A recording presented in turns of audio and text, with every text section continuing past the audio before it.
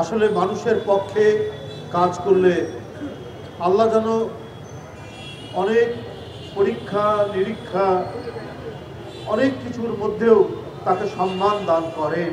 এটা দুনিয়াতে তার প্রমাণ দেখলাম। কি প্রবল প্রতিপত্তিশালী গত প্রধানমন্ত্রী, তার কথায় এক ঘাটে বাঘ এবং বকরিতে পানি খায়, এইরকম অবস্থা তৈরি করেছে।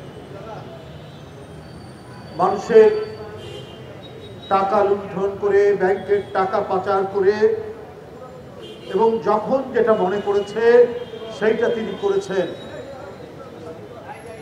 আর কেউ যাতে তার বিরুদ্ধে টু শব্দ করতে না পারে, এই কারণে বিরোধী দলের নেতা সে দেশনেত্রী বেগম জিয়া থেকে শুরু করে একেবারে গ্রাম অঞ্চলের বাঁশের ঝাড়ের মধ্যে জীবনযাপন করে এইরকম মানুষকেও কারাগারের মধ্যে দিনের পর দিন কাটাতে হয়েছে।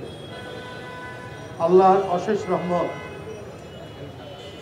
আজকে দেখুন, শুধু বিএনপি নয়, বিএনপির যে অঙ্গ সংগঠন, যুবদল, ছাত্রদল, স্বেচ্ছাসেবক দল সারা নয়, আজকে দল মত নির্বিশেষে সবাই আল্লাহ রাব্বুল আলামিনের কাছে মোনাজাত করছে দেশনেত্রী বেগম খালেদা জিয়ার সুস্থতা কামনায়।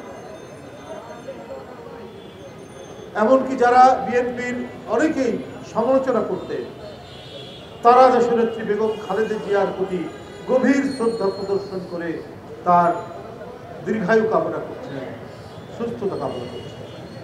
এই যে আজকে তিনি এভার কেয়ারে গুরুতর অসুস্থ অবস্থায়, জীবনে এক সংকটাপন্ন অবস্থায় তিনি অবস্থান করছেন, এর জন্য তো দায়ী সেই গত ফ্যাসিস্ট।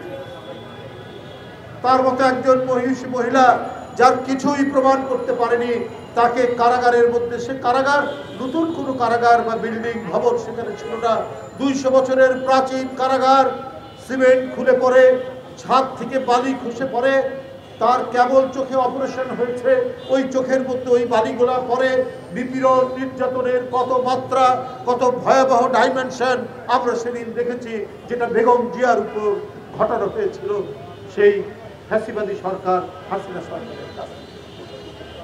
নিজের চোখের সামনে নিজের সন্তানের লাশ তাকে কোলে নিতে হয়েছে, তার মাথা তার কোলের মধ্যে রাখে।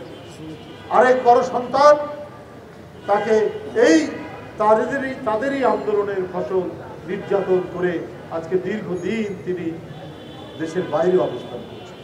এত বেদনা, এত শোক, এত ব্যথা, এত দুঃখ নিজের হৃদয়ের মধ্যে ধারণ করে তিনি শুধুমাত্র তার হৃদয়ের মর্মমূলে, তার সমস্ত কর্মকাণ্ডের মর্মস্থলে ছিল দেশপ্রেম, দেশের জনগণ, দেশের মানুষ, স্বাধীনতা, সার্বভৌমত্ব, গণতন্ত্র।